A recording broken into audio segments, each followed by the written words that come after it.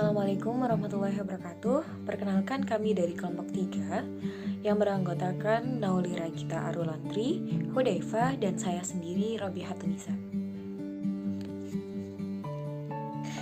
Tugas konselor dalam pendidikan formal. Konselor pendidikan semula memiliki nama, yakni guru bimbingan penyuluhan atau guru BP.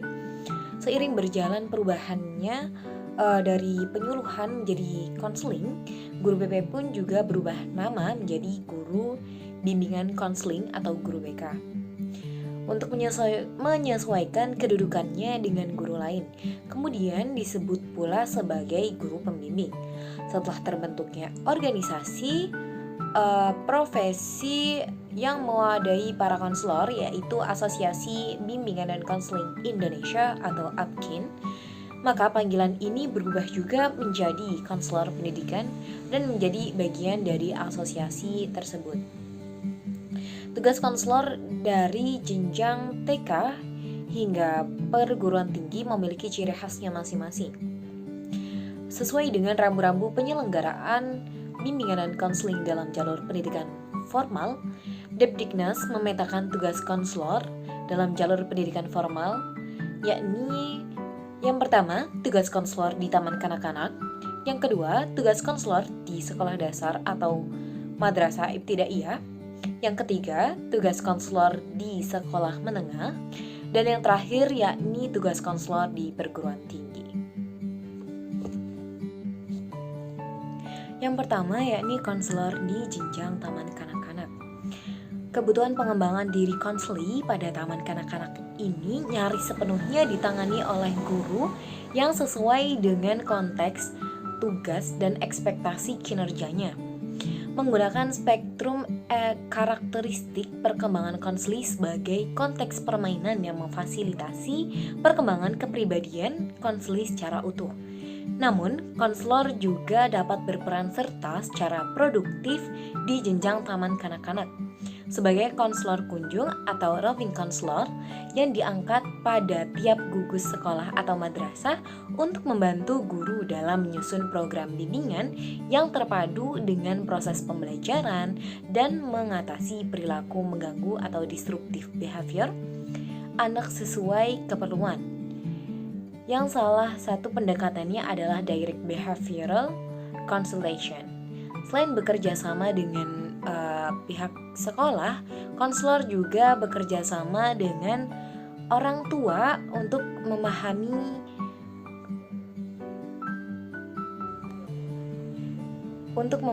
konseling. Yang kedua, ada tugas konselor di sekolah dasar atau madrasah ibtidaiyah. Sampai saat ini tidak ditemukan posisi struktural untuk konselor di jenjang sekolah dasar atau madrasah ibtidaiyah.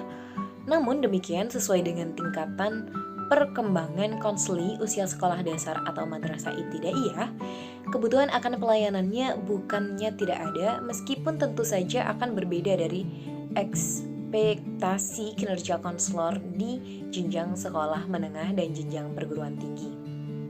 Dengan kata lain, konselor juga dapat berperan serta secara produktif di jenjang sekolah dasar sebagai konselor kunjung yang diangkat pada setiap gugus sekolah atau madrasah.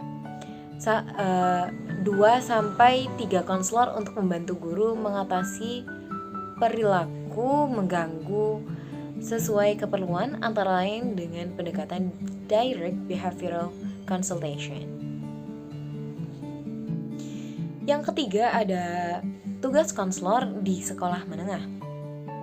Pelayanan bimbingan konseling di jenjang sekolah menengah ini merupakan setting yang paling subur bagi konselor karena di jenjang inilah konselor dapat berperan secara maksimal dalam memfasilitasi konseli dalam mengaktualisasikan potensi yang dimilikinya secara optimal. Konselor berperan serta membantu peserta didik dalam menumbuh kembangkan potensinya. Salah satu potensi yang seyogyanya berkembang pada diri konseli adalah kemandirian, seperti kemampuan dalam mengambil keputusan yang penting pada dirinya, yang berkaitan dengan pendidikan maupun persiapan karir. Dan yang terakhir yakni tugas konselor di perguruan tinggi. Pada jenjang perguruan tinggi ini, konseli telah difasilitasi baik penumbuhan karakter serta penguasaan hard skill maupun soft skill lebih lanjut yang diperlukan dalam perjalanan hidup serta dalam mempersiapkan karir. Oleh karena itu, di jenjang perguruan tinggi, pelayanan bimbingan konseling lebih difokuskan pada pemantapan karir. Sebisa mungkin yang paling cocok baik dengan rekam jejak pendidikannya maupun kebutuhan untuk mengaktualisasikan dirinya sebagai pribadi yang produktif, sejahtera, serta berguna untuk manusia lainnya. Baik, selanjutnya saya akan menjelaskan tentang kesalahpahaman mengenai bimbingan dan konseling.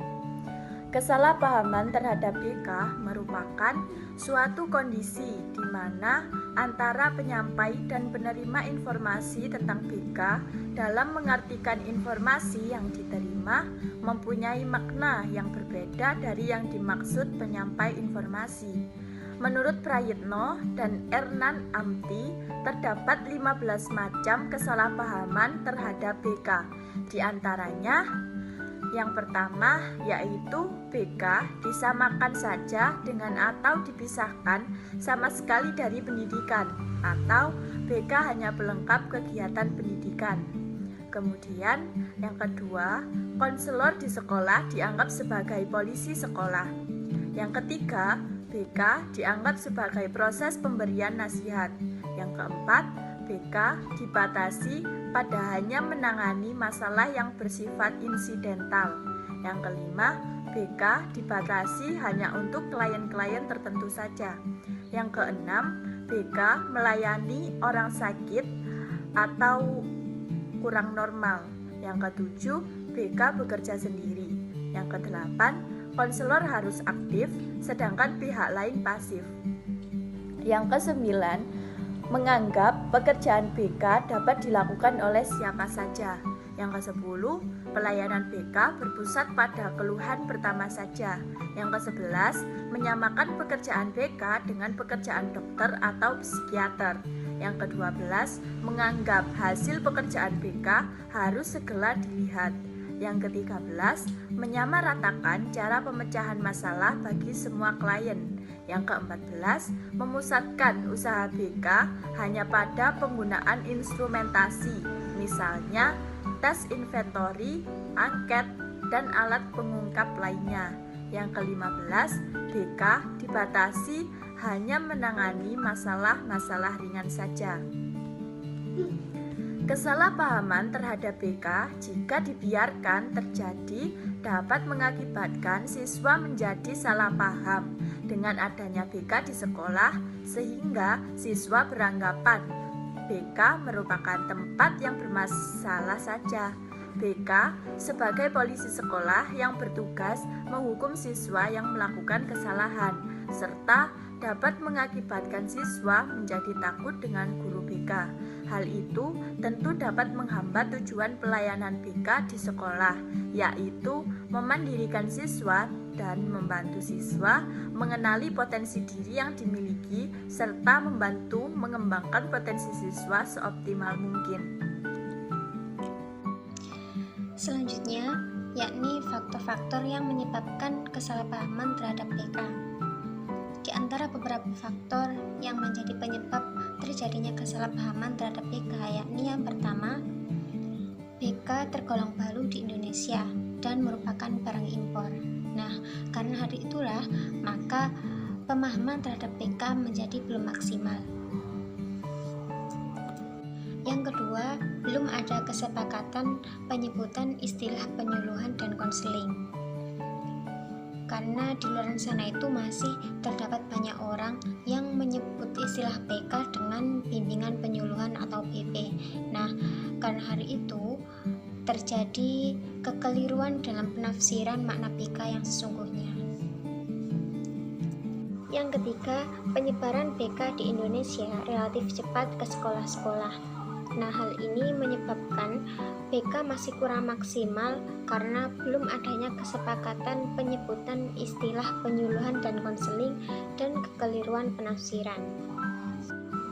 Yang keempat, latar belakang pendidikan guru yang mengampu bidang BK tidak berlatar belakang.